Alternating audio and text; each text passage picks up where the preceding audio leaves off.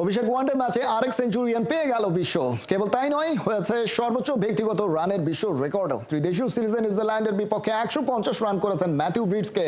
সেই সাথে বেড়েছে আফসোস, ওয়ানডে অভিষেকে আজ পর্যন্ত সেঞ্চুরি পাননি কোনো বাংলাদেশি ব্যাটার। এমনকি 50 না করেও টপ 5-এ আছেন একাধিক টাইগার ক্রিকেটার। রিপোর্টে বিস্তারিত। মাঠের অলরাউন্ডার আমি, আর ঘরের allrounder Tilex. Tilex toilet cleaner, clean মানেই টাইলক্স। এলাম, দেখলাম, জয় করলাম। ব্রিটেন দখল করে জুলিয়াস সিজারের দেয়া এই বাণী এবার নিজের জন্য ব্যবহার করতেই পারেন সাউথ আফ্রিকার ম্যাথিউ ব্রিডসকে। পাকিস্তানে যাওয়ার কথাই ছিল না।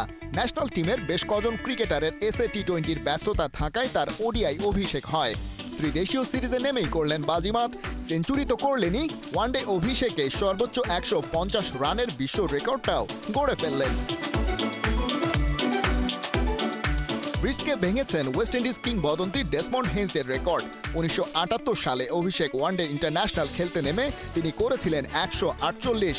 সর্বোচ্চ রানের তালিকায় এর পরেই আছেন আফগানিস্তানের রহমতুল্লাহ গুরবাজ, হংকংয়ের মার্ক চ্যাপম্যান আর ব্রিডসকে স্বদেশী কলিন ইনগ্রাম। এই পরিসংখ্যান দেখে টাইগার ক্রিকেট ফ্যানরা একটু হতাশ হবেনি, কারণ বাংলাদেশ 1986 থেকে ওয়ানডে ইন্টারন্যাশনাল খেললেও আজ পর্যন্ত কোনো ব্যাটার অভিষেকে এই ফরম্যাটে 3 অঙ্কের ম্যাজিক্যাল ফিগারে পৌঁছতে পারেননি। ক্যারিয়ারের প্রথম ওডিআই খেলতে নেমে টাইগার ব্যাটারদের মধ্যে সর্বোচ্চ রানের রেকর্ডটা এই মুহূর্তে তাওহিদ হৃদয়ের দখলে।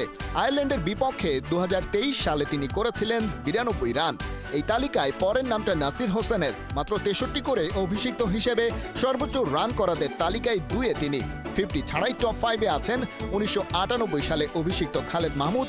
অপরাজিত 45 রান করে তালিকায় আছেন মোসাদ্দেক সৈকত। টেস্ট অভিষেকে টাইগার লিডার বোর্ডে অবশ্য আছেন 4 জন সেঞ্চুরিয়ান। 2000 সালে আমিনুল ইসলাম করেছিলেন শুরুটা।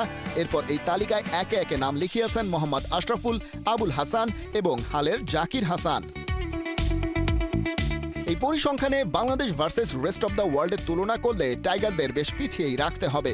অ্যানালিস্টরা বলছেন দেশের ঘরোয়া ক্রিকেটের মান নিম্ন পর্যায়ের। সেখানে খেলে ইন্টারন্যাশনাল ম্যাচের জন্য তৈরি হওয়া সম্ভব না একেবারেই।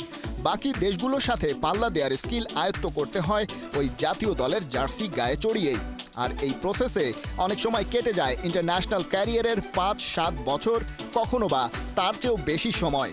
ঘরোয়া ক্রিকেটে প্রতিভার প্রমাণ দেয়া সৌম্য সরকার, লিটন দাস থেকে এনামুল বিজয়, সাইফ হাসান, মোসাদ্দেক সৈকত, তালিকাটা বেশ লম্বা।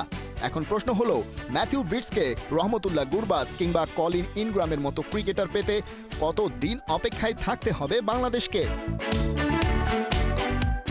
খালিদ জামিল, 71।